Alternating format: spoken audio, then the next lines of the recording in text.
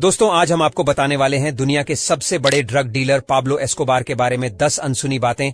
Pablo Colombia ही नहीं बल्कि पूरी दुनिया का सबसे बड़ा ड्रग लॉर्ड कहा जाने वाला इंसान था। एक टाइम तो ऐसा आया जब उसके पास पैसा रखने के लिए जगह ही खत्म हो गई थी, तो उसने जमीन में गड्ढे बनवाकर पैसे रखे। नंबर 1 दोस्तों, पाब्लो एस्कोबार एक कोलंबियाई ड्रग माफिया था जो कोकीन का काला कारोबार करता था। पाब्लो के भाई रॉबर्टो एस्कोबार की किताब इद अकाउंट्स स्टोरी के मुताबिक वो कई बार एक दिन में 15 टन कोकीन की तस्करी करता था। नंबर 2, पाब्लो ने बचपन में ही ये सोच लिया था कि अगर 22 साल की उम्र तक वो बिलियनियर नहीं बना तो खुद को गोली मार लेगा। जब वो थोड़ा बड़ा हो गया था तो अपना शहर छोड़कर मेडेलिन शहर में आ गया था। कहा जाता है ड्रग स्मगलिंग के धंधे में आने से पहले उसने कई सारे छोटे छोटे गैर कानूनी काम किए।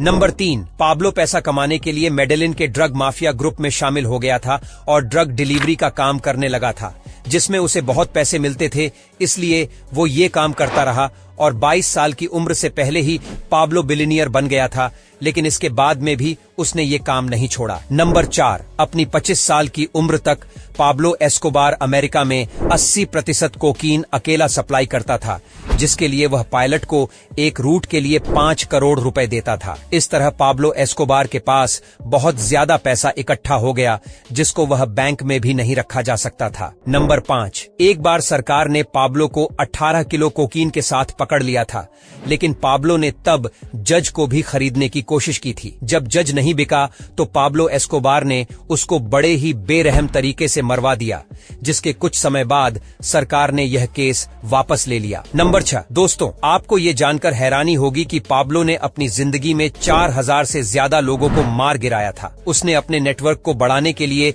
एक प्राइवेट आइलैंड तक खरीद लिया था, जहां उसने कोकीन बनाने की फैक्ट्री लगाई, और ड्रग डिलीवरी के काम को बढ़ाने के लिए उसने प्राइवेट प्लेन, पानी के जहाज और साथ साथ सबमरीन भी खरीद लिए थे। नंबर 7, पाब्लो कोलंबिया ही नहीं बल्कि पूरी दुनिया का सबसे बड़ा ड्रग लॉर्ड बन गया था। पाब्लो के इन कारनामों में कामयाब होने की एक वजह यह भी थी कि उसको लोकल लोगों का पूरा सपोर्ट मिलता था, क्योंकि वो उनकी हर तरह से मदद करता था, उनके घर बनवाता था। जिसको पैसों की जरूरत होती थी उन्हें पैसे देता था, और जिनके पास कोई काम नहीं हुआ करता था उन्हें वो किसी न किसी काम में लगा लेता था। इसलिए वो मेडेलिन के लोगों का मसीहा बन गया था। नंबर 8, 1976 में 26 साल की उम्र में पाब्लो ने 15 साल की मारिया विक्टोरिया से शादी की।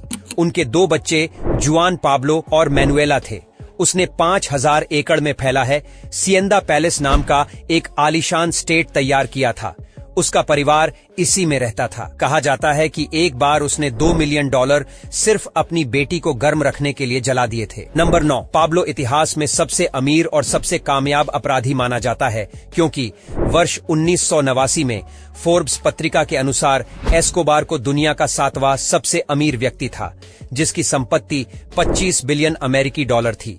एक टाइम तो ऐसा आया जब उसके पास पैसा रखने के लिए जगह ही खत्म हो गई थी, तो फिर उसने जमीन में गड्ढे बनवाकर वहां पैसे रखना शुरू किया। नोटों की गड्डी के लिए हर महीने पाब्लो 2 लाख की तो रबर बैंड ही खरीद लेता था। नंबर 10, पाब्लो खुद की बनाई हुई जेल में भी रहा है, जो किसी 5 स्टार होटल से कम नहीं थी।